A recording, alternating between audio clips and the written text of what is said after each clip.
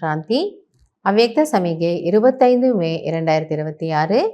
பாப்தாதா இன்னைக்கு அன்பான ஒரு அறிவுரை கொடுக்குறாரு. ஏக்ர ஸ்திதி बनाने के लिए कर्मयोगी बनो.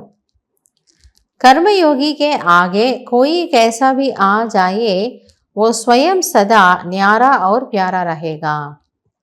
பாபா புரிய வைக்கிறாரு, ஏக்ர ஸ்திதியை உருவாக்க வேண்டும் என்றால் கர்மயோகியாக ஆகுங்கள். கர்மயோகியின் முன்னால் எப்படிப்பட்ட சூழ்நிலைகள் வந்தாலும் சரி, அவர்கள் அதிலிருந்து விலகியவராகவும் பாபாவிற்கு பிரியமானவராகவும் இருப்பார்கள். கர்மயோகினா காரிய விவகாரங்கள் செய்து கொண்டிருந்தாலும் முழு நாளும் ஏதோ ஒரு ரூபத்தில் நான் பாபாவோட நினைவில் இருக்கிறேன். ஸோ அதுதான் கர்மயோகி. எனவே கர்மயோகியாக இருக்கிறதுக்காக பயிற்சி பண்ணிக்கோங்க. சதா பாபா என் கூடவே இருக்கிறாரு. நாலேஜ் द्वारा जानेगा इसका यह पार्ट चल रहा है.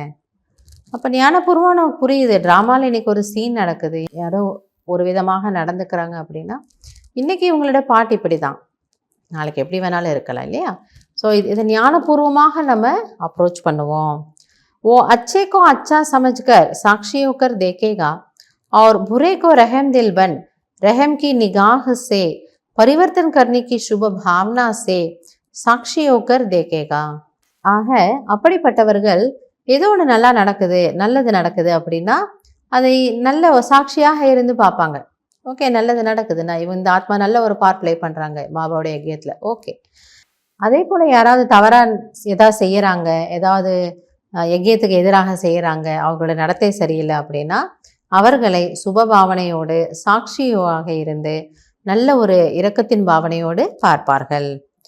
ஸோ ஆக நல்லது நடந்தாலும் சரி அல்லது எதிர்மாறாக ஏதாவது நடந்தாலும் சரி, அவர்களுடைய ஸ்திதி 2 நிலையிலையும் ஒரே போல தான் இருக்குது. இதில் ரொம்ப குஷியாகிறது இல்லை, அதில் ரொம்ப நான் டவுன் ஆகிறேன் அப்படியும் இல்லை. ஒரு சீரான சமநிலையோடு இருக்கக்கூடிய பயிற்சி அவர்களிடம் இருக்கும். ஸோ அதனால் என்ன புரிஞ்சுக்கிறாங்க, கர்மயோகியாக நம்ம இருந்துக்கிறோம். முழு நேரமும் பாபா கூடவே வச்சுட்டு நம்ம ஸ்திதியை நல்லபடியாக வச்சுக்கிறோம். நல்லது. ஓம் சாந்தி.